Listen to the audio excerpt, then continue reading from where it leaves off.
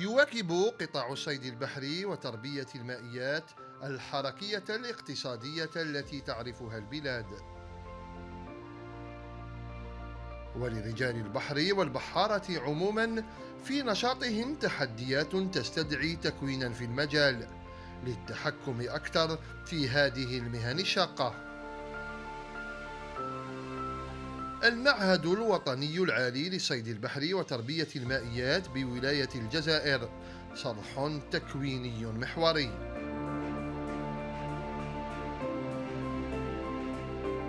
يقوم بتخصصات عندها علاقة بالصيد البحري وتربية المائيات، تخصصات عندها علاقة بالميكانيك البواخر، تكوينات على مستوى المعهد. هناك تكوينات تكون بمستوى شهادة البكالوريا، وذلك فيما يخص ملازم أول في الصيد البحري وملازم أول في الميكانيك.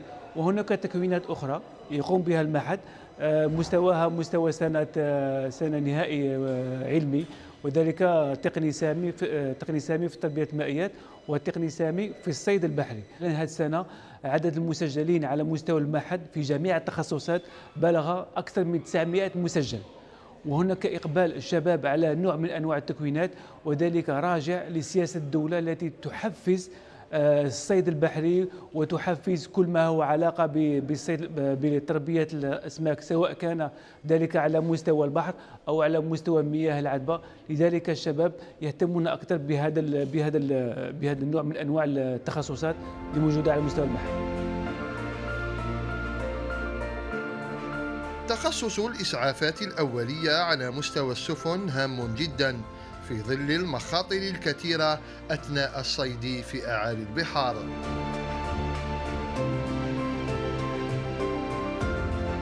أول حاجة لازم نعرفوها نفرقوا بين جرح بسيط وجرح خطير.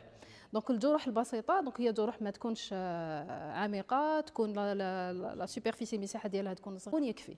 لو et du savon est très efficace pour la désinfection لتطهير الجروح. un corps étranger جرح خطير يكون très profond، يكون عميق. واش نديرو حنا؟ لا كوندويت اتينير سي اون كومبريم ولا نضغطوا على موضع الجرح الا كان عندنا نزيف. ولا ما كانش عندنا نزيف، وشنو ما خطوه تاعنا للعلاج؟ قلنا اون ديزانفيكت با.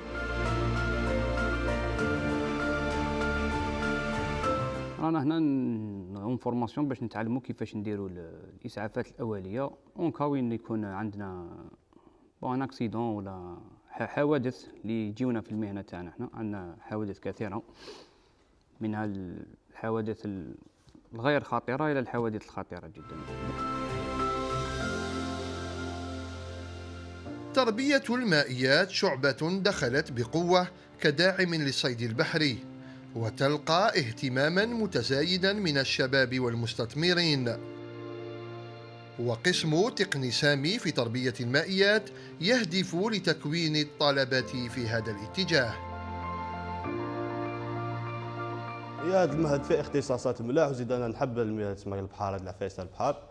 دوك انا درت لها تكنيسيان سوبيريور تاع لاكواكولتور تربية المائيات، واني نكون باش ان شاء الله ندير بروجي تاع لي كاش فلوطون تاع الاخفاس العائمه. ليفاج دي بواسون هو سي ميتي لازم يكون انسان يحبه، ويكون انسان يعرف البحر شويه باش يتقدم ويكون مؤهل. كي يكون يدير في الفورماسيون هذه يقدر يفهم ويتبع واش راهو صاري، واش يتشرح البروف.